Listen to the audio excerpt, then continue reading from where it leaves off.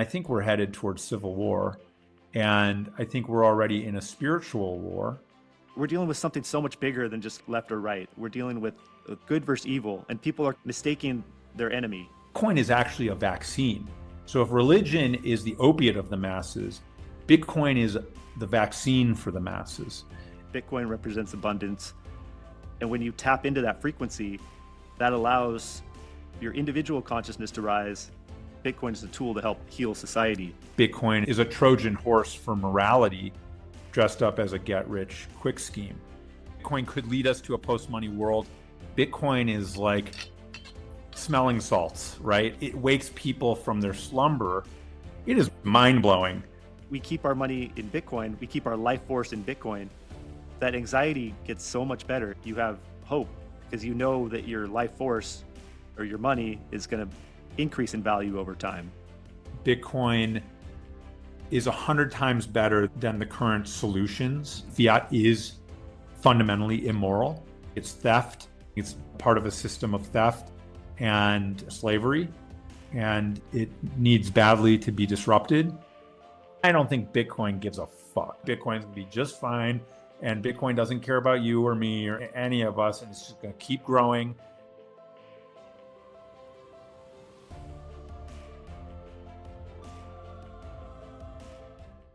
Today on The Signal, I'm joined by Noah Kaufman, an emergency room physician and author of my favorite Bitcoin book, Self-Bitcoinization.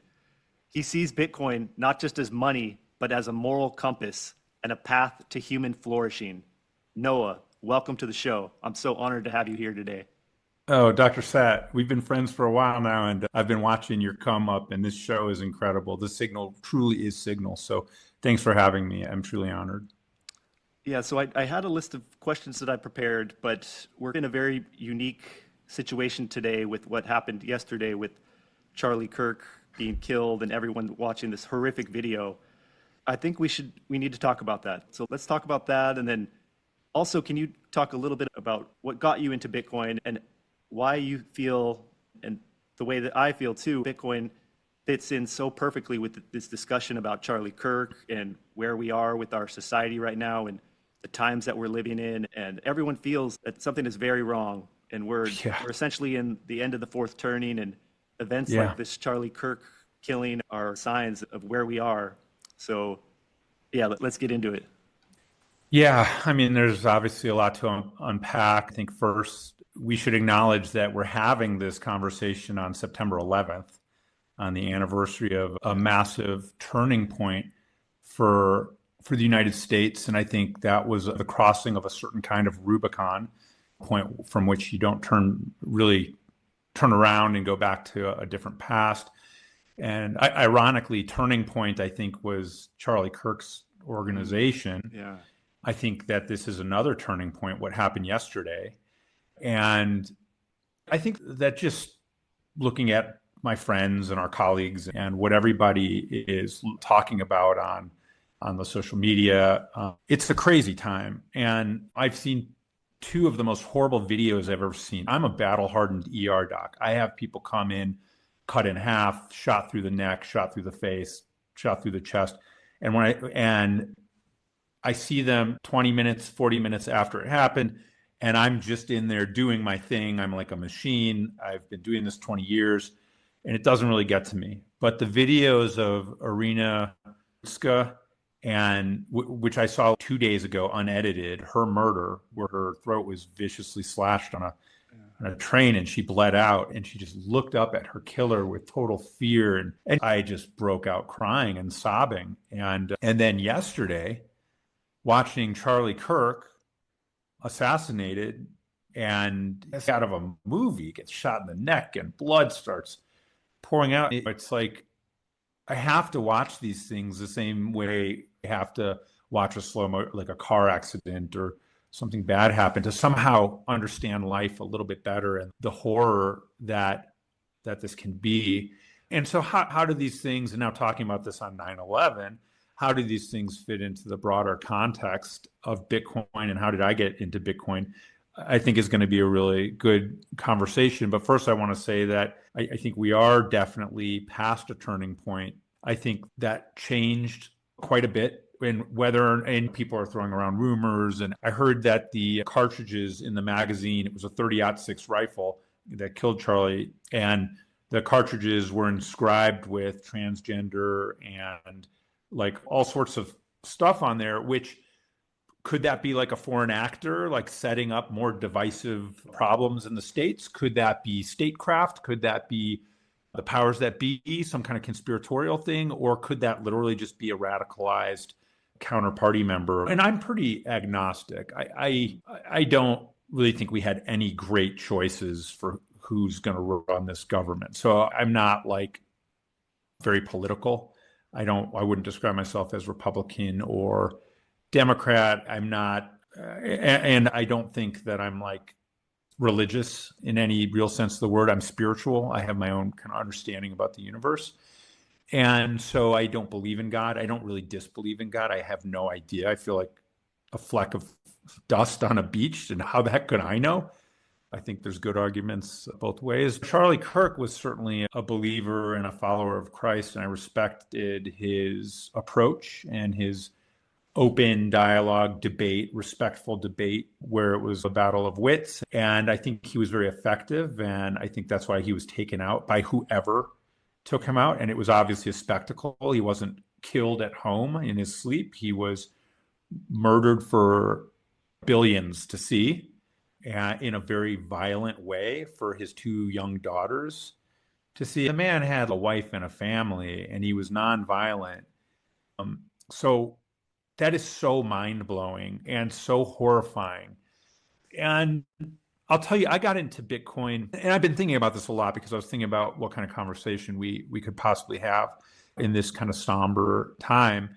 And I think about the evolution of humanity and how fiat is a derivative of that, and how that has led to this moment, but how Bitcoin is an evolution.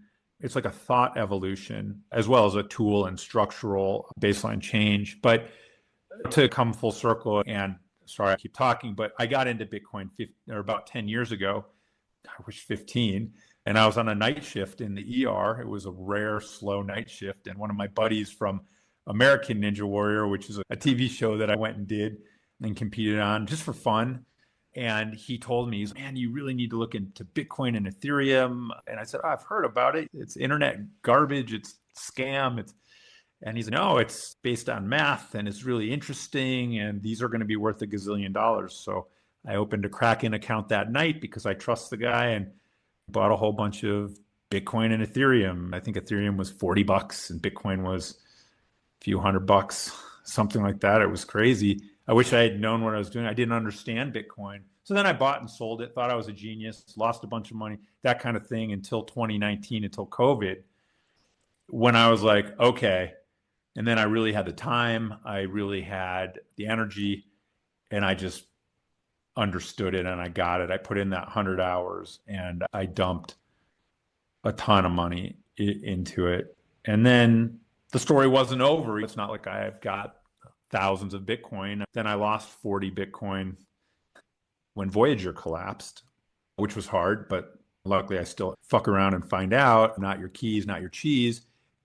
Great lesson. Luckily I had a lot more in cold storage, but a bad experiment for me, but stacked doubly as hard. And I'm still practicing medicine. I still have an old car, an old beat up 2006 Chevy truck. And I'm not going to sell my Bitcoin. It's for my son. I have a low time preference now, and I try and enjoy my life.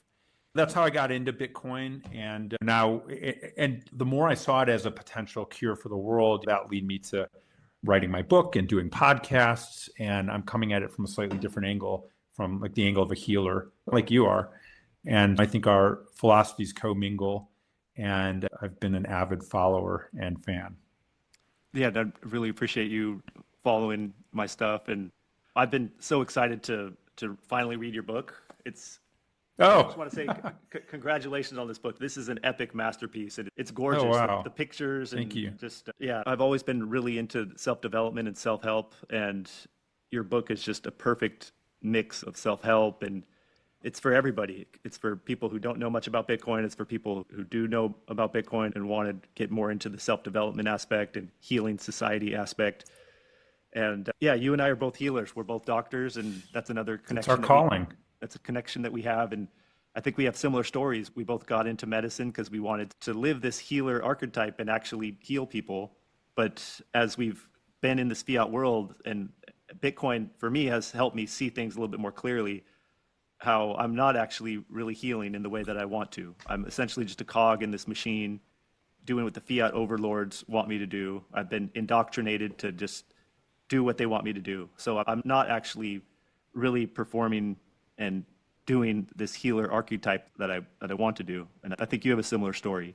But we see how Bitcoin can allow us to fulfill that healer archetype. We can heal ourselves first, because that's where it starts. You have to heal yourself, and then you can start to heal society. Bitcoin is a tool to help heal society.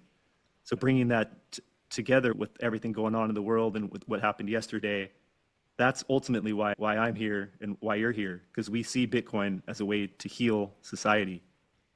100%. And I think if we want to really get to the beginning of the story, and first, I share your very honest statements about the difficulty trying to perform and be the doctors and the healers that we want because we're in this system.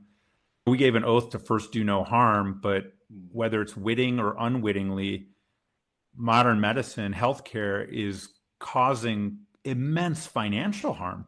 And it's for profit motive and greed. And yeah, I think if we want to understand the disease of fiat, as healers, if we want to heal something, in this case, the organism, which is society and humanity, because I believe people are fundamentally good. Like, I think people want to be good. I think they want the right things. I don't think that there's like a good and an evil side. You could certainly say the people who killed Charlie Kirk are evil. You could but if you talked with them and sat down, or if you were on one of their podcasts, it's really hard to come out of your body and think like a murderer or like a killer. But that's probably it could be an insane person, but it's someone who's extremely skilled to fire a shot at 250 yards. And that's with crosswinds and stuff. That's like a very trained person who's also been able to evade capture so far. You're talking about maybe even just an instrument, a person who's just a tool, who was paid a lot of money. Who knows what's behind this? But there are people on Blue Sky and other places celebrating, like laughing, just singing, dancing. And this was a nonviolent father who was just open to debate. I cried really hard yesterday, and just the humanity of it. His daughter's growing up without a father. And so to go back to the beginning of the story and what got us to this fucking insane world, and thank God for Bitcoin, because without Bitcoin, I don't know, I'd probably be a hermit and I wouldn't have any hope. I don't think, like, I literally would be, I think the cycle would continue. And it's very interesting to read The Fourth Turning. And I think you mentioned that earlier. It's a great book and it's very information dense. And for anybody who really wants to understand what's going on and what part of the cycle we're at and how this cycle repeats generationally through generational psychology, it's a must read or must listen to. And it's pretty apolitical. It's not really promoting an agenda. It's just a historical, I think it's a bunch of Harvard historians and philosophers who are like promoting this idea, which is very well founded in evidence and data and historical fact documentation. I think if we want to look at this whole story about and see what has culminated in Irina and Charlie's murders, gruesome murder, assassination, extermination, I think we have to look back literally millions of years. Okay. And I touch on this in the book. I touched on this on the What is Money podcast with Breedlove, but I think I've developed the idea a little bit further. And here's the thing: as animals and as packs, evolution takes a long time, cycles and generations. We study it in fruit flies, of course, and it happens much quicker because they live, die, and you can study genetics. But genetics and evolution of not only our physical structures, but of our minds and of our social minds, our societal minds, develops on a much slower glacial pace over millions of years. And Lucy, the first known hominid skeleton that they found, was like 2 million years old or whatever. And let's say that the human race, and anthropologists are going to fight with me here, but let's say hundreds of thousands of years of us being tribal. We're tribal by nature, right? Because that was a survival instinct and advantage. If you had a small tribe with strong warrior types who could protect the tribe, and we were scavengers, we harnessed fire, and then there was agriculture. But initially, for hundreds of thousands of years perhaps, we needed to fight for our existence, and the average life expectancy was in your 20s. Our founding fathers, even, the average age of the founding fathers was 26. Wow. They were like 19-year-olds when they built this country. And now look, we're being run by octogenarians. It's madness. So in any event, you think about the neighboring tribe is going to come rape and kill you, or you're going to run out of food by winter. You must hunt. You must get food. They had to figure out how to salt their food because you couldn't. There was a long period of human history where you couldn't even keep food. So you'd kill an animal and then it would rot. And you're always hungry. You're always scavenging. And so I think scarcity mentality and hoarding was built into our DNA. And still, even if we can intellectualize and consider this world of abundance, we still have this vestigial tail of scarcity mentality. And even if we want to be above it and we try and we've got our Bitcoin, like it's almost impossible to be fully Jeff Booth on it and live 100% Bitcoin. I'd love to be Boothian 100%, but I pay my bills in fiat. I still earn money as a doctor in fiat. I don't sell my Bitcoin. I don't use it as much as I'd like to. And in order to have the change, I agree with Jeff that we need to start using it more and being more the change that we want to see in the world, to quote Gandhi. But so I think what has happened now is that we have always been tribal. We have always been hyper competitive. And this gave rise to nations, right? First tribes, and then social structures, and then nations, and then empires. And empires came and went, and there's Genghis Khan, and there's Napoleon, and Roman, and Empire, and Alexander the Great, and all these empires. And finally, borders were really nailed down because war kills tons of people. We try and get along, but there's always this ongoing tribalism, hoarding, not enough resources. All of a sudden, like in the blink of an eye at 11:59 and 59 minutes and 58 seconds or whatever on the geologic clock, all of a sudden there's just an absolute takeoff and technological boom. And then Bitcoin happens in the last final femtoseconds of our reality. So the human mind is we're still cavemen, literally. Like we're walking around cave people with the scarcity mentality and tribalism. And so I think that what's interesting is the current system is always built on the scarcity base from which the money system, which is fiat, is derived, it's derivative, it's predicated on a huge history of acting like cavemen and defending our tribes and being xenophobic and all these things, being racist, being everything that is unfortunately human as a survival instinct. But guess what? Like we don't need it anymore because with the current technology, nobody should be hungry, period. It's insane. Nobody should be hungry. Nobody should be dying of diseases that we can fix easily. It's like the bubonic plague. Like we can fix that easily with penicillin now.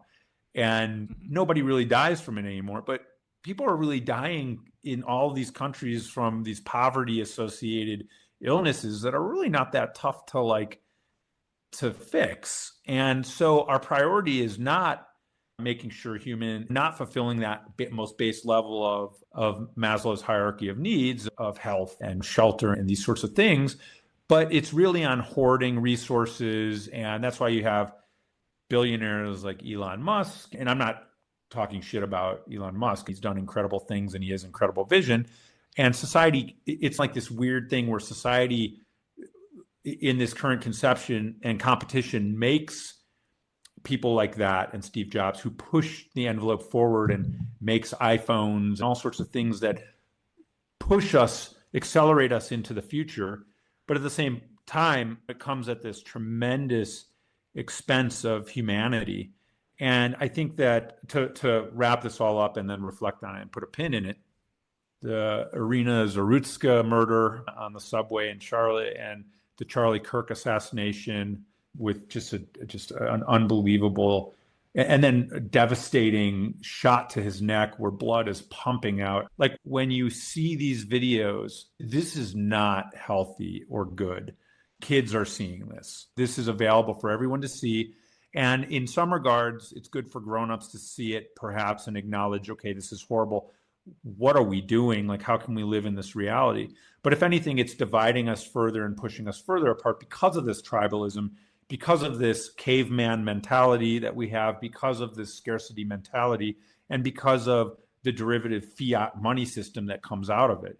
So I think that Bitcoin is this bridge that takes us into the future that I think is unavoidable. I think it's an unavoidable, like, mental and physical, psychological vaccine for scarcity mentality and for fiat brutality. And I say in my book, and I've been saying this now, I think that Bitcoin is a Trojan horse for morality dressed up as a get-rich-quick scheme. And so it's very easy to dismiss. And I think most of our colleagues are like, eye roll, scoff. And it's hard to, I've been doing these podcasts on Bitcoin since Bitcoin was $5,000. I did Kevin MD podcast. I think it was the first big one. It was $9,000. I was pounding the table. And of course, the white coat investor is like forcing people not to buy Bitcoin. And people are like, oh, I missed it. And of course, it's still early. And we know Bitcoin is, it's probably binary. I think there's a very low chance it goes to zero, but I don't want to be religious about it or like that would be a horrible world, a horrible timeline. But I think there's like a very high chance it goes to $10 million a coin in the next 20 years.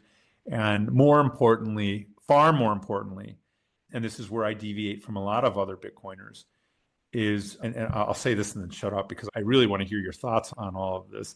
But I think that ultimately the most important thing Bitcoin can do, I think there's going to be a period where it makes people very wealthy and gives financial freedom and brings people to the mindset of abundance and collaboration instead of competition.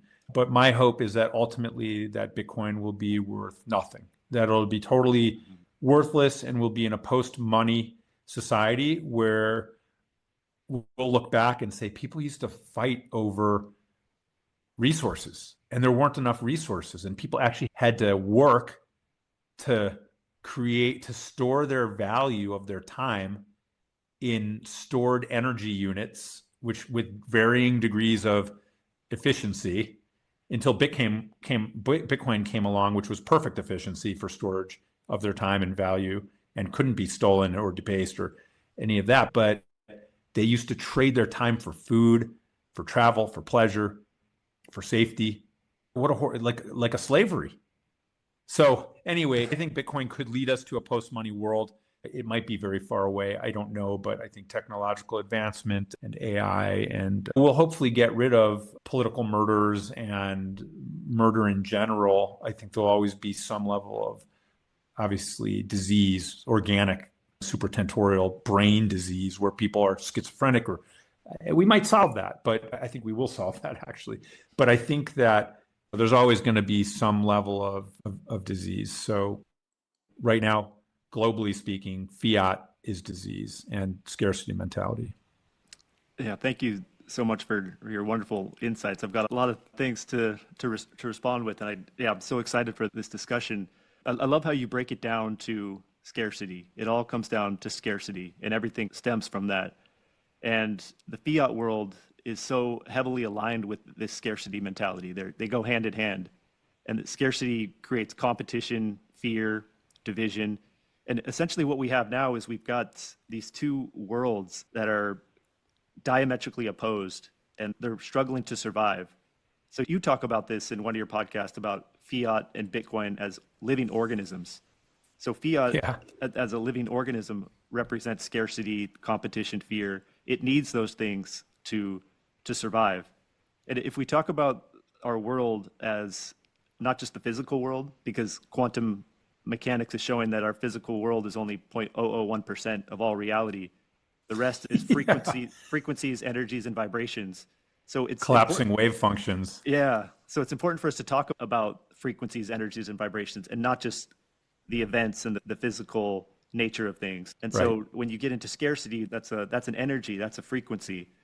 And that's what we're dealing with. That's what the Charlie Kirk represents. Because Charlie Kirk, he was a person, but he represented different frequencies and ideas. Like he was very sovereign. He felt that it was very important to be able to speak his mind. So these are ideas that are at odds with the fiat system. And so in a sense, if you think about it, we're dealing with something so much bigger than just left or right. We're dealing with kind of good versus evil, and people are mistaking their enemy. It's not left versus right. That's what is perpetuating this problem. What we essentially have is a system where we've got the 1% up top, or maybe even just 0.001% up top, who are running the show.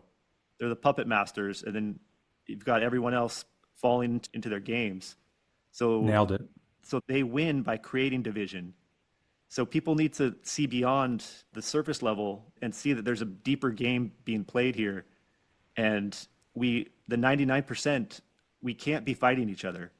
That's how the 1% wins, if we don't see what's going on. That's what keeps us distracted from figuring out the game that the 1% is playing. We need to come together, and that's what Bitcoin allows humanity to do. It allows the 99% to come together instead of playing the game that the 1% has created for us. And you talk about Bitcoin being this frequency of abundance, and that is such a powerful concept because that's exactly what it represents.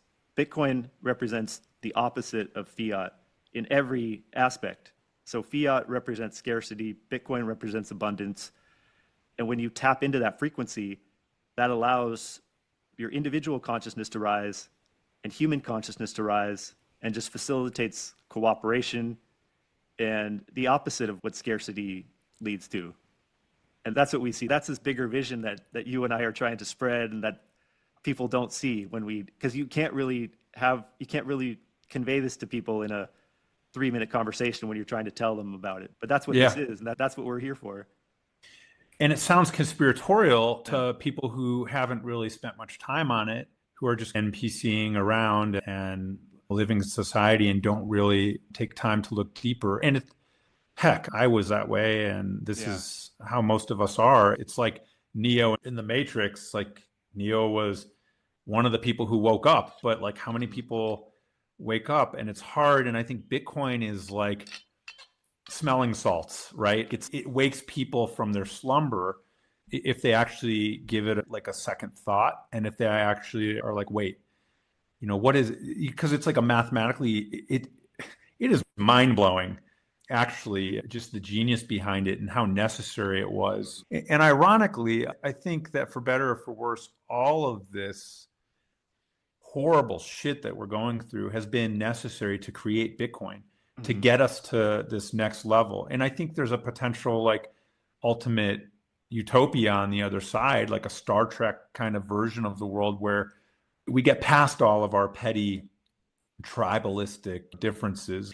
And I think you're totally right. Like the 1%, the battle is really with the system itself. And Bitcoin is this roundabout, sly way to demonetize and take away the power from the system itself. And I think the distractions of religion, which is not as much of a distraction, but it is elsewhere. We were talking a little bit before we got on here about Israel, Palestine, and I think we could get into that a little bit because in some places the world is just falling apart. And I think that it's not between left and right, although it's been pushed so far and the division is so huge, the ideological differences are so big, the distraction has worked so perfectly well that I think we're headed towards civil war. And I think we're already in a spiritual war. And I'm not Christian. I was born Jewish. I don't believe in God or anything. I don't know. I don't disbelieve. I have no idea. I think I'm like a little bit of transient, like wispy nothingness. I'm 99.99% made of nothing. I've got a little strange jelly quantum computer noodle up here. And I think that, so while I have no idea, I think Charlie Kirk was, even though we have fundamental differences in beliefs or non-beliefs, he believed very strongly and quoted scripture and talked about like Christian nation. And although I didn't agree with that, I respect where he's coming from. And I admit there's a non-zero probability that his version of reality is correct. And I just can't see it for some reason. I just don't know it. And maybe there is a triomni God and Christ is our Lord and Savior and rose from the dead and all these things. I don't know. I don't think so, because there's thousands of religions, and like, why would just one of them be right? Why isn't another religion right on a small island in the middle of the Pacific? Why don't they have it? And plus, I heard this really great argument once. It's not mine, but if you were to wipe out humanity except for some kids and put them on an island and take away every book known to man, and these kids successfully, not on an island, let's say on a continent, and these kids successfully remade humanity over tens of thousands of years, and all books and all knowledge started from scratch, you would have thousands of new, completely different religions that were totally unrelated to all of our religions and all of our theological texts. They would be totally different names, different stories, different, like, some would be poly God, they'd be all over the place. Some would be deistic, but the science and math books would be the exact same. They would derive those de novo, and they would come to the same exact mathematical formulas and same scientific formulas. And that's a really powerful, compelling idea. An alien species 50 parsecs away has the exact same mathematical books and scientific books that we do, and a totally different set of religious texts, if they have those, that we do. And that's a fascinating concept and idea and argument. But in any event, I digress, but bringing it back to Bitcoin as a panacea and like a vaccine for this, what Bitcoin really does is, if we look at the whole system as like a big giant computer system or simulation or something like that, and we are projected participants, stakeholders in this reality, whether it's baseline reality or simulated reality, whatever this reality is. If you look at like the system that has developed and the powers, the way the structures come together, it benefits those in power. Our best interest is to somehow get on the side of the ultra powerful, and then our bloodlines are safe forever because we have all the resources in the world, and it comes at the expense of the 99% who are basically our slaves. There are economic slaves, there are mind slaves. And Bitcoin is fascinating because Bitcoin is like a computer, I don't want to say virus, it's got such a negative connotation, but it's a computer vaccine. It's a vaccine that propagates because it's literally 100 times better and more egalitarian than what's happening. And it makes everybody, like, takes what's wrong with the previous system and totally solves it for the 99%. It's like an actual curing vaccine. It's literally like giving Rocephin and vancomycin to someone with early sepsis, and you save their life. I think it's the only thing that can save humanity. And I think the cost of the battle that we're in right now, the ideological battle, the cost is the Charlie Kirks of the world and even the innocent stakeholders, the Irina Zarutskas of the world. And those are the horrific costs of this battle.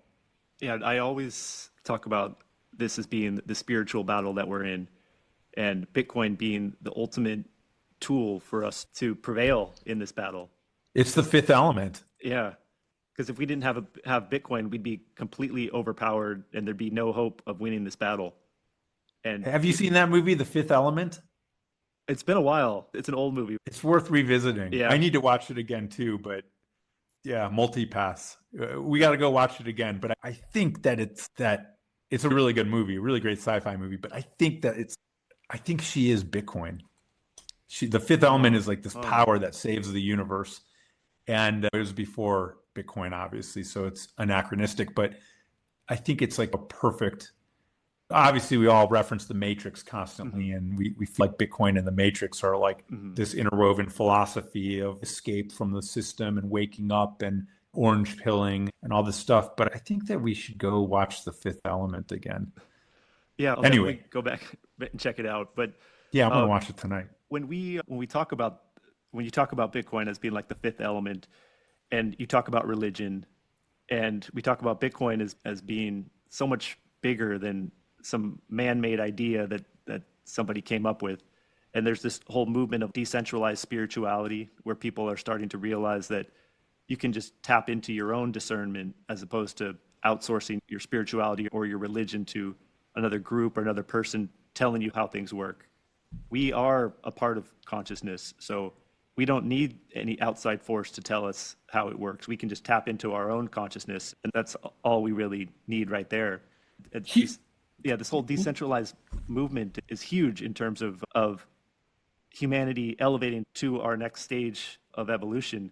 And bringing it back to the fifth element thing that you're talking about and how Bitcoin just appeared, it's almost like it's a spiritual, it has this mythical origin background, and it's almost like it's not of this planet or of this earth. It's almost it's like a gift. from a spiritual realm. And it's such a deep So concept. let me jump in because you just made me think of this, and I haven't thought of this before, and this is really interesting and powerful. I think that people have always recognized there's something wrong with the system, a scarcity-based system. Everybody understands that there's the haves and the have-nots, and that there's the system that benefits the haves, and then there's the have-nots. Okay, and I think that I talk about in my book a little bit that trying to solve what's going on through policy or through some way within the system is like pushing a broken car from the inside on the dashboard, sitting in the passenger seat and being like, ugh, and trying to make the car go forward by pushing from the inside of the car. You can't do it. And that's what trying to fix the current system is like with policy or politics. And what you made me think of is religion has probably always been a way also to try and fix the system, to try and fix people, try and make the world a better place within a scarcity based system. And so if your base is scarcity, I think that, and religion is famously referred to as being the opiate of the masses. And so it's like already compared to as like a drug of some sorts. But when you think about what like an opiate does, it's like a band-aid. It doesn't really fix anything. It just quells the pain, right? We use opiates to make people's pain go away, but that doesn't fix your heart attack. It doesn't fix your other problems. Bitcoin is actually a vaccine. So if religion is the opiate of the masses, Bitcoin is the vaccine for the masses. And I think it's a vaccine from the current, from everything, really, from all the division and all the problems, because it creates an abundant world where the money system is deflationary and you're always worth more. Like I've said this before, but it's worth it for people who haven't heard me speak about this elsewhere. If think about how we value our net worth. What's your net worth? Oh, it's $8 million, whatever it is. What's the net worth of the country? Oh, that's GDP. It's blah blah blah. That's the GDP. That's the net worth of the country. We're measuring these things in a fundamentally flawed and moving yardstick that inefficiently stores energy over time and space. And so what that means is over time, the GDP, the value of our country actually goes down, even though it's more productive. And the value of ourselves, our net worths go down. So let's say I had $2 million 10 years ago and I didn't do anything for 10 years, but somehow the money made just enough in interest or whatever that it kept at $2 million. Now, my $2 million, the purchasing power has degraded so much that it's only worth $500,000 or in what I can do with it. Now I'm in trouble. So my net worth has eroded. And when your worth has eroded, your value, your moralistic value as a human erodes along with that. And the problem is this is not just conflation to take a monetary value, which is the value of your time and your toil and your work that's being stored, to have that degrade in value is degrading the value of your work. And then then what that does is it pushes us to be immoral people because we're always looking for more money. And we do it by any means necessary, zero-sum gain, competition. We do it through fiat. We kill Charlie Kirk. We let people out who've been arrested 14 times for violent crimes, and they kill innocent people. Irina Zarutska. And like these things are happening, and they're all derivative to a very flawed way of looking at the world, which is that everything is getting worse, that the bad times are coming, and that there's not enough to go around. And Bitcoin fixes this. Yeah, I loved how you broke that down in your book and how you just broke it down too. How you relate our value getting lower over time with our morals decreasing over time as well. And it's not because you're a bad person. It's just the system that you're living in. It's just pure incentives. If your value is decreasing, incentives. Your morality is going to decrease. Even if you're the greatest person and you have the biggest heart, if you're in that system, it's inevitable that your values are going to have to erode along with your value. And that was so deep how you connected that. I think for people who don't understand, a thought experiment might work here to make it even simpler to understand, like 5th grade level, which I need all the time. Yeah. I need to understand in that way. So here's how we look at it. You and I are doctors, okay? There's a lot of doctors who are doing side gigs, side hustles, because we're not being paid as much as we used to. So we need to do all kinds of things to make money. And there's a lot of doctors who get caught for fraud. There is fraud. Doctors, by and large, are a very good and honest group of people. But we're in a system that demoralizes us and forces us kind of to find ways to get more resources. As a thought experiment, let's put this out there. Let's say that it's very difficult to become a doctor, just like it is very competitive.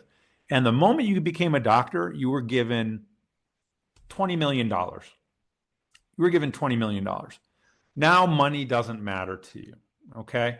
Except for the rare person who like absolutely needs Lambos and yachts and can actually spend $20 million. I think most of us just want safety, security, a nice meal, a decent home to live in, something that doesn't break down locomotive-wise in terms of an automobile. And so let's say you gave every doctor, once they graduated, $20 million, so they didn't have to worry about anything. And you said, okay, now just practice medicine. There's not going to be any income. You got $20 million and go invest it, get a financial advice, whatever, buy Bitcoin, but diversify, keep your wealth. I would practice for free. I already do practice for free half the time. I've sewn people up on my kitchen table here. I've sewn people up, friends, and I put a tooth back in on my neighbor's kid and that got knocked out. And I want to be a doctor. I want to take care of people. I fucking hate money. I don't want to practice for money. I don't want a paycheck. And so now I have enough Bitcoin that I don't want to sell my Bitcoin. So it's weird. I still use the money I make from a paycheck.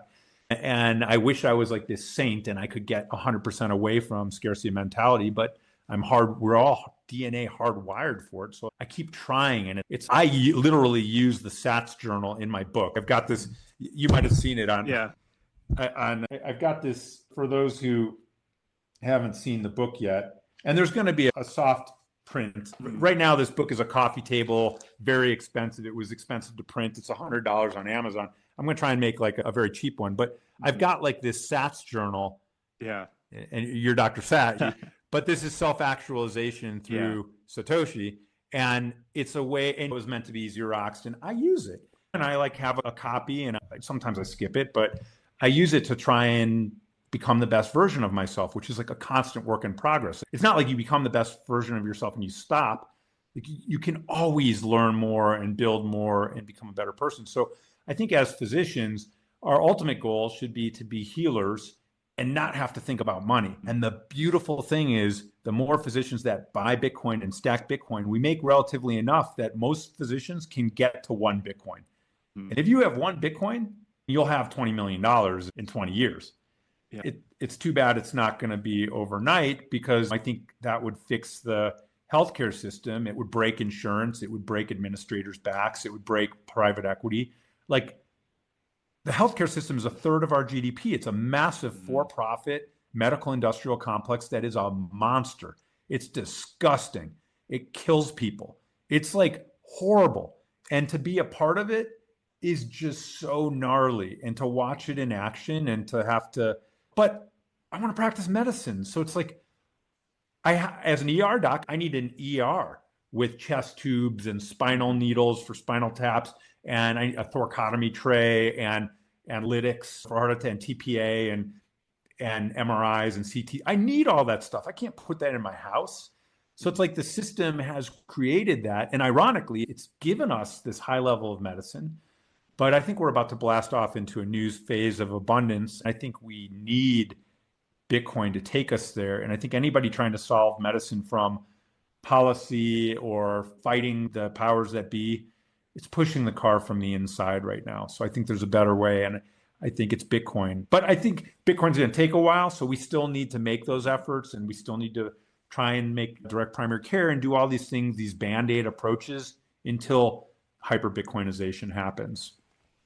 Yeah, I absolutely love your book, because this concept of self-actualization through Bitcoin is such an incredible concept. And I've experienced it firsthand. It's completely changed my life. Yeah. It's completely changed me in every possible way.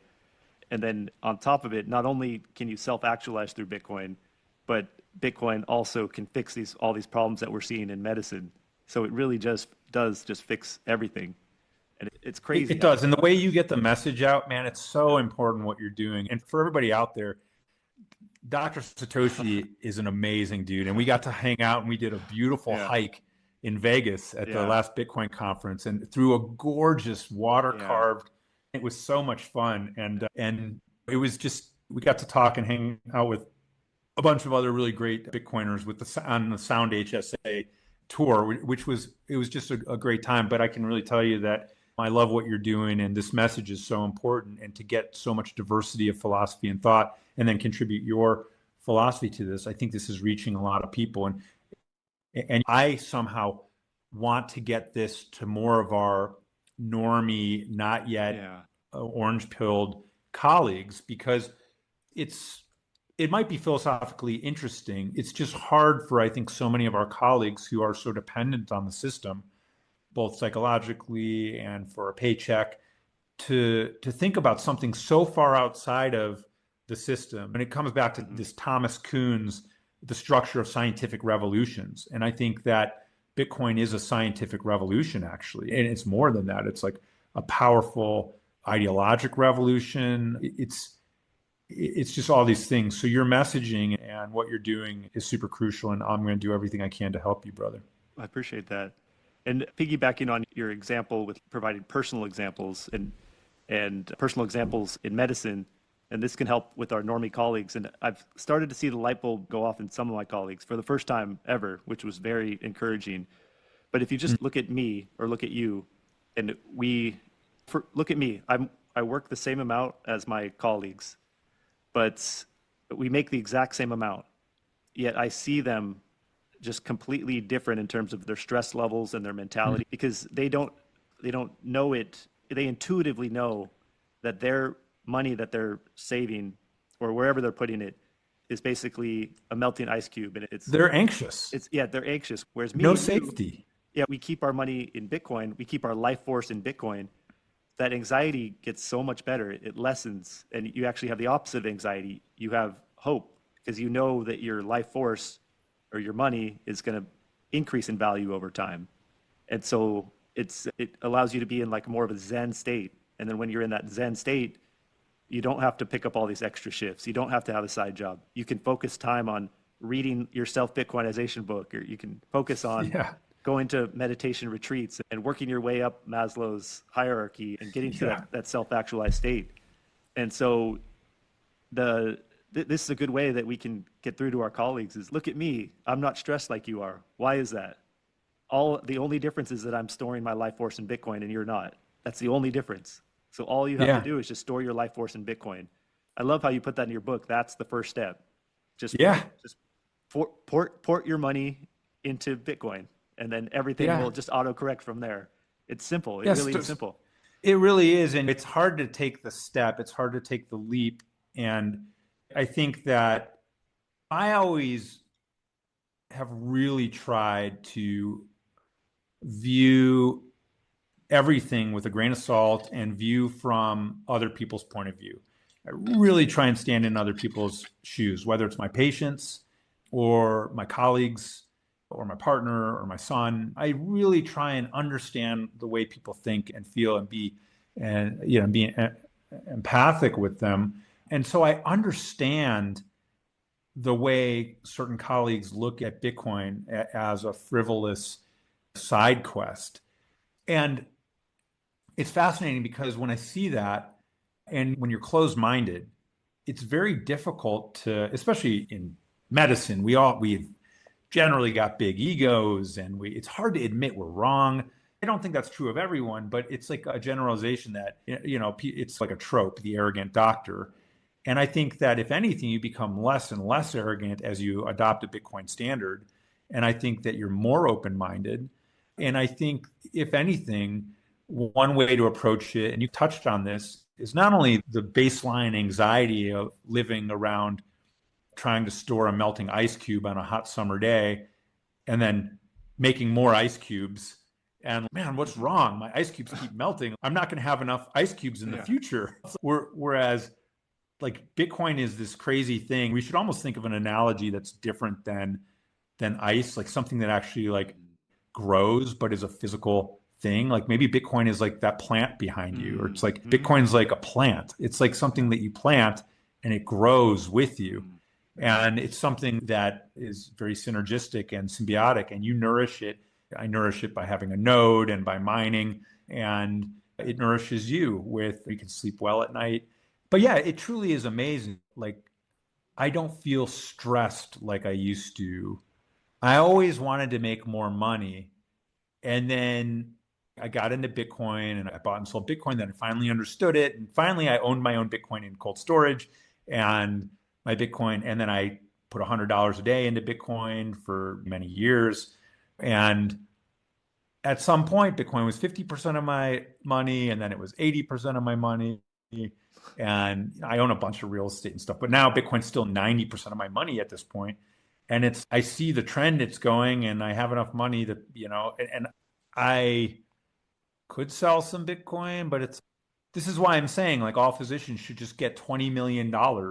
And of course, if they understood Bitcoin, they would immediately put it into Bitcoin. Or if they weren't fully sold, they'd put like 10 million or 15 million into Bitcoin. But I guess that's the point, is to get off zero. And the first thing to do is, as a physician, it's not hard to put 10 grand into Bitcoin. And that's very low compared to doctors' net worths. But just speaking broadly for everybody, if you put 1% of your net worth, you just go to your bank account and you just start paying yourself first and do $5 a day into Bitcoin or $5 a week into Bitcoin. And you'll see, if you start studying it, and then after a couple years go by and after time goes by, you'll begin to understand that this is a whole new idea that's being adopted, that everybody's being vaccinated. It's like herd immunity is what we're slowly gaining. And I think hyper-Bitcoinization is the definition of when we actually achieve herd immunity. And then the remaining people like Steve Hanke and Peter Schiff and the few people who aren't immunized and haven't ported over to Bitcoin by that point, although I personally believe Peter's in Bitcoin. Peter and I had a friendly debate on X, which was pretty funny. But I think that everybody benefits from Bitcoin, even though people who don't own Bitcoin, because Bitcoin will create proper aligned incentives for collaboration and not competition and tribalism. Stop killing each other and stop spending a third of our money on bullets and guns and missiles and promote these wars just to be able to use these bullets and guns and missiles so that we can keep the war industry going and pay the people who are making these things so that they can live on their yachts. This is the system, and we need to speculatively attack the system in a peaceful way. Yeah, it's what you're getting at is that even if people don't own Bitcoin, they'll still benefit from living in a Bitcoin world because the Bitcoin frequencies will start to get bigger and the fiat frequencies will get pushed out. And anyone living in a world where Bitcoin frequencies are predominant will benefit from that. And it's a beautiful thing to be alive right now and watching this Bitcoin frequency just slowly just trickle its way throughout people and throughout the world and just get bigger and bigger every single day. And that same process is what happened with me and with you. The Bitcoin frequency slowly got into us, and then it spread, and then in on an individual level, it eventually spreads to the point where you have the 0 to 1 moment. So you've had a 0 to 1 moment where Bitcoin clicked, and then I've had it. Many other Bitcoiners have had it. It's only a matter of time before society has this 0 to 1 moment, and the Bitcoin frequency just becomes so obvious and inevitable, and it just wipes out any remaining fiat frequencies. It sounds like you have a similar struggle that I do with still feeling like we need to let that fiat frequency in, because every time I go to work in the hospital, I have to let that fiat frequency in. And I feel like I need to keep going to work, but maybe that's just a fiat mindset. Maybe we can be more like Jeff Booth and just Yeah. flip over into the Bitcoin world and just immerse ourselves in just Bitcoin frequencies all the time and just move away from the fiat frequency. Maybe it's people like me and you who actually could potentially do that. Maybe we need to be the example and actually do it. I've been thinking a lot about that. Yeah. Yeah. And I think you're right. I think it takes, so I'm 50 years old, and it takes an extraordinary amount of hard work, determination, bravery to do the hard thing, which is to step out of a life that you know of safety Yeah. and comfort and try and create alternative structures. And then the other thing is, it's Bitcoin is less than 1% adopted. So you need to make an alternative structure that caters to the status quo, unfortunately. And if you're making that from a Bitcoin place, so let's say I open up a clinic down the street. I leave the hospital, the ER, and I open up a clinic, even though I'm an ER doc, and I spend a ton of my Bitcoin on CT machines. And first, as an ER doc, I'm not even, there's policy, I'm not allowed to open a hospital. Doctors Yeah. aren't allowed to Yeah. open hospitals, so that's a problem. But I can open some kind of direct primary care or some kind of, I don't know if I can open a freestanding ER, maybe I could. But the problem is a lot of problems. First, I'm going to have to sell my Bitcoin or borrow against my Bitcoin to do it. And I don't have hundreds of millions of dollars in Bitcoin. So I'm risking my future because I have to spend Gresham's law, like in order to do it, in order for us to actually do the right thing here, we would have to operate in Bitcoin. Like when we go out there, all the patients out there, all the people who we treat, if we say pay me in Bitcoin, they're going to say, what? What does that even mean? I've heard of Bitcoin. How do I even pay you in Bitcoin? And then, by the way, Bitcoin's volatile. So even if you can convert your patients to a Bitcoin standard and you orange pilled like 8 people, then they're like, okay, this is great. And then Bitcoin goes from $120,000 down to $80,000 like it does. And they're like, yo, doc, what the fuck? And you're like, oh no, Yeah. just pay me in Bitcoin. And I take the same amount of Bitcoin that I took before. And they're like, yeah, but my Bitcoin's only. So it's like, we're at a time where I think you need to be capitalized like Jeff Booth. Jeff Booth has, I don't know, I'm guessing hundreds of millions of dollars or whatever. So it's, I think it would be easier if all the Bitcoiners, all the doctors were just given $20 million and said, okay, go practice medicine. Yeah. You're not going to be paid anything, but you're set for life. You've got all the money you need. Practice as much as you want or as little as you want. You did the hard work. You did it. I don't know, maybe you have to work on your own schedule for 5 years because you're given, I don't know. It's some kind of weird system that is like fanciful. But I think coming back to your point about maybe we just need to be brave and bust off and live that Bitcoin standard. I think we're doing a lot. I think we're writing books, we're having podcasts, we're having discussions, we're in the Bitcoin marketing department, and it needs to be clear to our colleagues and everyone else that we're not doing this for money. We have plenty of money, we have plenty of Bitcoin. We're doing this because we know Bitcoin is hope and that it can create a better future for all of our patients and for the world. And I think that if we were ultimately brave and powerful and didn't have responsibilities if we were well enough capitalized that we didn't have to risk our stack against this. If I had 1,000 Bitcoin, sure, I'd put 100 Bitcoin to work and just try and make the system better and try and make a Bitcoin oriented healthcare system, based healthcare system. I would do that 100%. I don't have 1,000 Bitcoin, whatever. And unfortunately, like, I still have some scarcity mentality inside of me, some scarcity disease. I think we all do. Yeah. And it's hard to get away from that. And like, I think if anything, to bring it back to a guy like Charlie Kirk, he was building something incredible. And even though it was within the system, and even though it was based on religion and something that may or may not have really, he believed he could change the world and do it with words and with love. And I believe he was coming from a place of love and nonviolence and wisdom, even if that wisdom was a wisdom of the theological wisdom that I don't understand. But he was actually in some way living on his own Bitcoin standard, but his Bitcoin was religion. And I think he was a Bitcoiner, but obviously for him, God, his faith, that theological philosophy took precedence even over Bitcoin.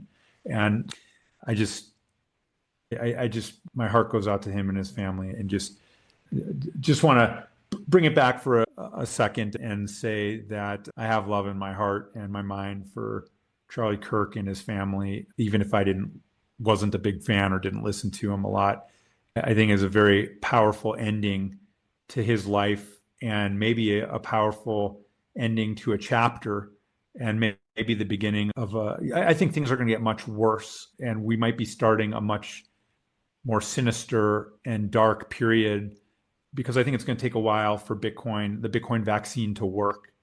And I think these ideas, these movements work on like an evolutionary timescale. They work on like the societal mind, and it's taking root, but it's a seed still, and the plant needs to grow and flourish. And yeah, it's a very interesting time that we live in. So, I'm just reflecting off, it's a wonderful time. It's an incredible gift to be able to live in this moment where Bitcoin is transformational to the world. But I think it's happening because we're in this dark, final, perhaps end of an empire type, changing world orders, Ray Dalio time of history, where real kinetic wars can happen. I think there's a spiritual war right now. There's an epistemological war. There's this ideal war, this proof of knowledge war, but this might erupt into massive violence, and already has in other parts of the world, obviously Israel and Palestine and Ukraine and whatnot. So I just want to keep perspective. And while I feel blessed to be a part of the Bitcoin movement and part of this time, there's a lot of people who are hurting very much out there and who are suffering and angry and scared. And I think we're at a tipping point. We're at a fulmination. We're at like a boiling over point where everything is about to change. And I felt this. I was in med school when, on this day, on September 11th in 2001, I was in med school, and when the towers collapsed, and I was in an elevator in Charity Hospital, and there was a TV in the elevator, and we all saw it happen at the same time. Everybody just random people, patients, doctors. And this is that moment. I think Charlie Kirk's assassination will need to be processed. I think that this is that moment. It might be the end of a chapter and the beginning of a new chapter. And I fear it's going to be a much darker chapter that's going to be necessary. Like, you need a forest fire before you have new growth, and certain seeds of certain plants and organisms can only become new life if they go through a forest fire. We know that, of course, through biology. And so maybe Bitcoin is that kind of seed, maybe that kind of organism that really needs to be battle tested and really needs a forest fire. And that's also why, as an evolving organism with an immune function, with a breathing pattern and a life of its own, this is why I don't care about the core versus knots. This is why I don't care about block wars. This is why I think Bitcoin needs to survive all these things like an infant or a child to become the true healing superpower that I think it was always meant to be. Yeah, and so far it's just proved to be so anti-fragile, and to your point, it's just gotten Right. stronger with every obstacle that it's faced. Yeah. And do you feel like it's unstoppable? Like it's gonna conquer every obstacle it faces, or do you feel like there's potentially Oh, things that could bring it down?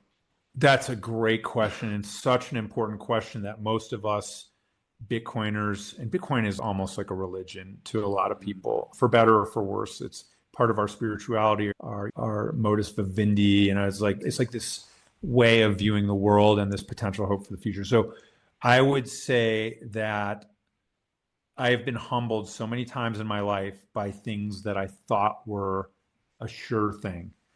And I think that I hope beyond hope that Bitcoin is the solution and that it's going to win out and make everybody's life better and be the bridge to a post money world. I don't know. I would like to say there's a 90% chance of that. People talk about quantum computers, people talk about all these different things. I'm not really worried about these physical things.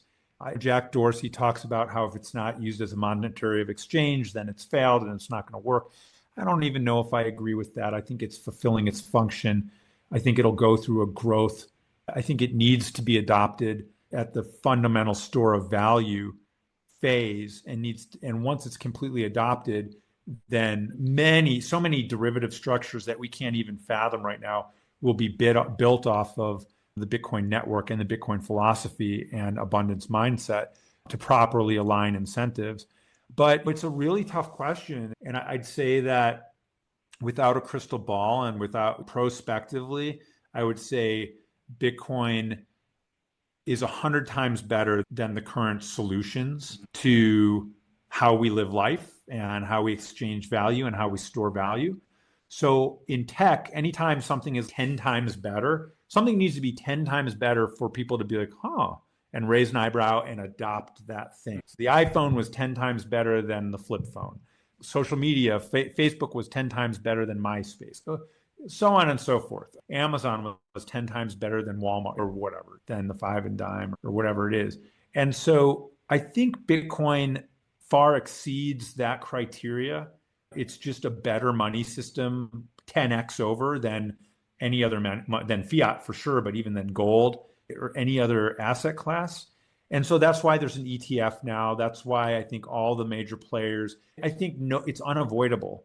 But does a meteor hit the Earth? Do the polar ice caps melt too early? Is there the most horrific virus ever? I think some kind of cataclysmic event like that. Mhm. Or do we wipe ourselves out with nuclear war?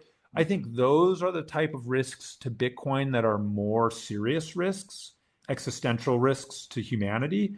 But I think without an existential risk to humanity, which at some point, I think here's a crazy thing, even with Bitcoin, I think the ultimate thing that happens is we digitalize our consciousness, and probably the only way to live forever is to send off digital copies of our consciousness or our intelligence into space in all directions to inhabit other worlds.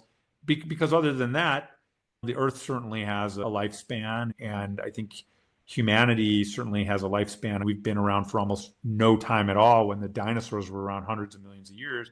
Like, I think that, and I know this all sounds like really far out there, but insofar as Bitcoin being like a sure thing, I think that this whole story is so bizarre that it's going to be really interesting.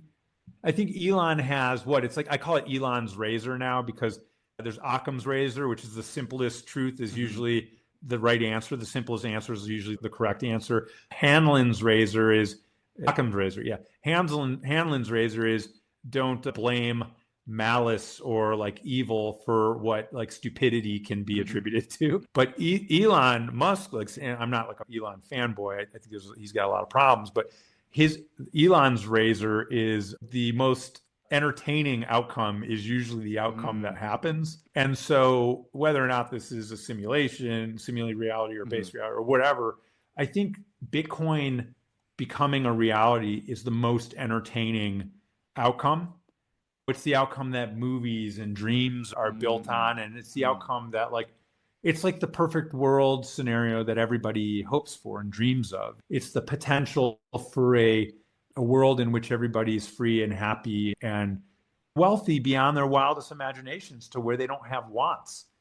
Like if you want if you want to drive a Lamborghini around on the mountain roads, you order one to your house for free on the app and it comes and self-drives, and then you take over once it gets to the mountain roads. And I just these beautiful futures of abundance that we can all imagine for all of us, not just for a select few who already can live out their dreams. And there are no obstacles to, if you're Mark Zuckerberg or Jeff Bezos, you can go to outer space.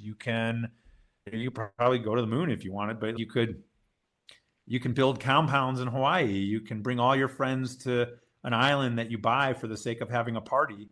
You can bring all their yachts and you can go on a yacht and do drugs and party. And it's wild. But I think that Bitcoin can bring that abundance for everyone. And so do I think that there's a possibility that it doesn't work? Yes. I think that's a very dark, dystopian world in which there's war and suffering and pain, and the likes of which we've read about, but like the Game of Thrones style. I'd like to think there's a 90% chance that it works out. And I'm all in because I think it's the only viable path. I think any other path means the only way to get ahead is stepping on other people's heads. And I think the other path is immoral. I think fiat is fundamentally immoral. I think it's theft. I think it's part of a system of theft and slavery, and it needs badly to be disrupted. So yeah, but stuff like quantum, I think all the stakeholders are incentivized to make quantum protection and change the code before we get to quantum. And then so what? Quantum happens and it's expensive as fuck, and then we just fork the code and come up with quantum resistance. But who has the most money in the world? It's the people with the most Bitcoin already. They're incentivized to keep Bitcoin safe. I don't see real Bitcoin is extremely anti-fragile, as you said. Yeah, there's this idea that Yoni Appelberg introduced me to, that Bitcoin is, you have to think about it in terms of the short term and long term. The idea of Bitcoin has been released into the universe and it will never go away. So Bitcoin is here to stay for the long term. It's a concept like fire, and it's so powerful. So in that sense, it's always going to exist. But in the short term, we potentially could mess it up. Yeah. Our current iteration of society could mess it up, or we could build layers that mess it up. And then Bitcoin might fail in the short term, but long term, that idea will come back maybe 50 years later, 100 years later. And at some point, we're going to get it right, and the iteration is going to work, and it's going to allow us to evolve our consciousness and potentially join the cosmic federation. But we might mess it up. And that's why I'm concerned about this core versus knots thing, because it's the first time where I've realized that Bitcoin is not infallible and we potentially could mess it up. And I was taking more of a hands-off approach and just thinking it's going to work itself out. But I'm thinking now maybe people like me and you, we need to figure it out and be more involved and guide it so that it doesn't get messed up. And I'm still trying to sort that out. And that's interesting. And I think that there's strong and surprising positions held by people on both sides of the argument. Yeah.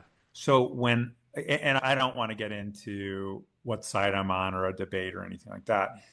What I do want to say is I do think that Bitcoin will handle this through a natural evolution, no matter what. Okay. I think that Bitcoin is going to be just fine. And I think that the fears and concerns are probably overblown. I think that this is a lot of worry. And actually, I think there's a lot of fiat creep and a lot of fiat mentality and scarcity mentality that it's unavoidable. It works its way into Bitcoin. Okay. And I think that's unavoidable. And Bitcoin needs to be challenged like that. Just we need to be challenged as organisms by infections when we're young and immature from an immunity standpoint. And so we have to develop our, all our antibodies. And I don't want to start throwing around medical lingo, but major histocompatibility and all these incredible immunological, biochemical things that happen with us. We would not grow and mature and be able to survive in the world without the insults of sickness and disease. And so Bitcoin will go through phases where it's sick as it's an infant, and it will develop fevers, and it will need antibiotics maybe, and it will need nurturing. But I think that it needs to have those, and they need to play out. Now, are there existential cancers or things that, could actually kill Bitcoin? I don't think so, because I think Bitcoin is healthy. I don't think it has fundamental congenital issues. And I think that all stakeholders in Bitcoin are incentivized for Bitcoin to succeed and maintain its value. I think that, let's say, people are worried about spam and clogging up the system with ridiculous amounts of data and information. And then other people are saying you can already store whatever you want on the blockchain, and look at the Genesis block. There's a message there. And so I think that if Bitcoin becomes sick and spammed out, and everybody's like, oh yeah, fuck, this actually isn't working that great, so we fix it. I don't think it's like too late or existential. It might not be easy, and there might be, and so I think like the worry about it is more of a fiat problem that we have. And I think the best situation is to learn about it, to understand it, and to talk about it with an open mind. But I think the moment we start becoming tribal, knots versus core, I think we're just propagating fiat and scarcity mentality and fear and anxiety. And I don't think Bitcoin gives a fuck. I think Bitcoin's gonna be just fine, and Bitcoin doesn't care about you or me or any of us, and it's just gonna keep growing, and the hash is just gonna keep going up. And like, if there's a problem, if there's a significant problem or something that's threatening, guess what? All the developers own a butt ton of Bitcoin. All of us own a butt ton everybody owns Bitcoin. Everybody wants to see Bitcoin go to $1 million, $10 million a coin in fiat terms. Of course, in Bitcoin terms, one Bitcoin equals one Bitcoin, but that's the only way people can understand Bitcoin's value. So I think because of that, it's going to self-correct, and the system is going to equalize, and it's going to heal. And I think that this is an important thing that's come up. Just like the block wars were really important, and block size was really important. Because if block size was massive and it was expensive and hard to run nodes, then we would sacrifice decentralization. And in the same regards, and so we needed the block wars. And then we saw what happened to the Bitcoin Satoshi and Bitcoin Cash, and like they're failing, like they're going to zero against Bitcoin. Nobody cares about them. They're irrelevant. And so I think that this will continue down an evolutionary path, but Bitcoin is anti-fragile. And I think that we have to, it's ironic, but we have to have some level of trust in the code, in Satoshi's ethos and his vision. And we have to let Bitcoin grow and mature. And then, by the way, we're not coders or core developers. So we need to watch what happens and see how the network is influenced. But we're getting like far afield. I think a lot of Bitcoiners and all normies their eyes are gonna glaze over here. But the fact of the matter is, it's just like we're talking about our child that's growing up and they're facing a potential illness, and do we give them a medicine, or do we leave them alone? Is this natural? Should we change something? How should we tweak it? Do we want to be helicopter parents for Bitcoin, or do we want to let it grow and develop? And like, for me, I'm a very hands-off kind of dad. Like, I go on adventures with my son. I check in with him, but I give him like he doesn't have a curfew. I give him total freedom. Like, fuck around and find out. Like, I hope he doesn't die. And I think, maybe I would, like, if he wasn't such a good decision maker, But I think Bitcoin is an analogy for that. And I trust Bitcoin and I trust the white paper and I understand Bitcoin at a very deep level now. And because of that, I'm just not too worried about this. And I remember the block wars and reading about it, not really understanding because I was like a little bit too young, but then going back and reading the book and like really understanding, being like, wow, that happened.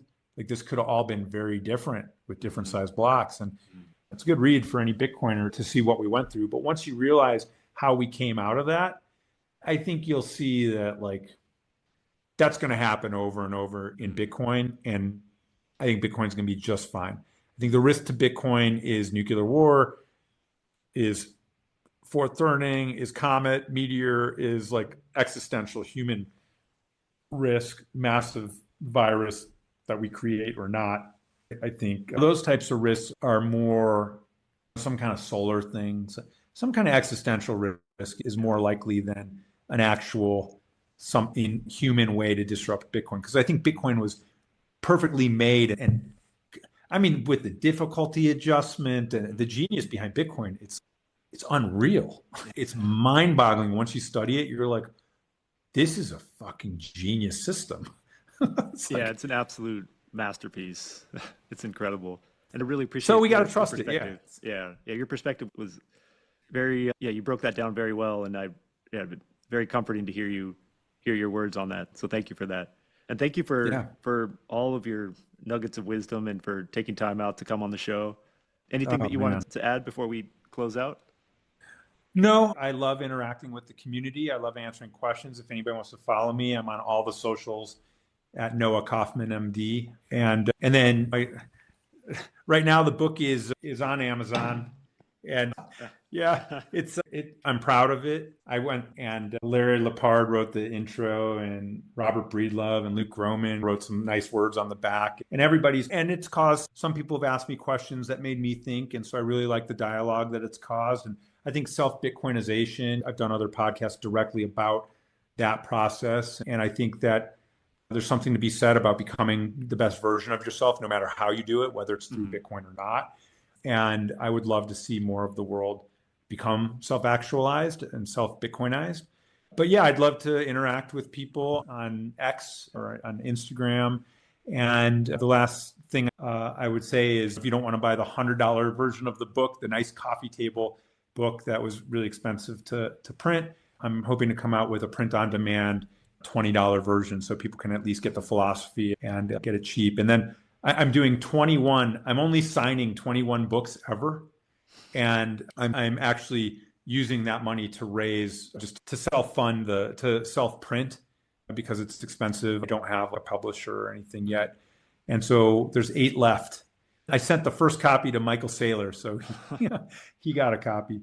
But yeah, if anybody wants one of the final 8 signed versions, hit me up. And yeah, I'm not going to sign anymore ever. But it's been incredible being here with you. And hopefully we can connect again. If you're ever in Denver, come stay over. I'll bring you into the mountains. We'll go climbing and caving and stuff. And yeah, that sounds incredible. I'd love to connect with you. And if anyone's on the fence about buying the book or they're held back by the price tag, don't hesitate. It is such a unique book. It is. I've never seen a book like that with just how the pictures and the text and it's kids could read it. Yeah, it's a masterpiece. Thank you, brother. Gosh, I'm gonna blush. It means a lot. Yeah. All right. Yeah, we'll have to have you back on again sometime soon.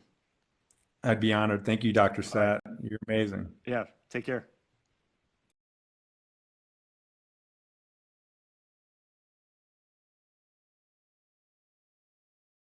I hope that you enjoyed this episode of The Signal. In a world drowning in noise, signal is everything. Most people are overwhelmed, distracted, and deceived, not because they lack intelligence, but because they've lost the ability to discern what truly matters. But signal cuts through the noise. And Bitcoin is pure signal. It doesn't promise. It doesn't lie. It doesn't bend to opinion or propaganda. It just is. And as the world descends into even more chaos, distraction, and distortion, your ability to identify signal, to recognize what's real, true, and timeless will be one of your greatest assets. So stay sharp, stay sovereign, stay tuned, because here on the Signal, we don't follow trends, we follow truth. I'm Dr. Satoshi, and in a world of noise, we are the Signal.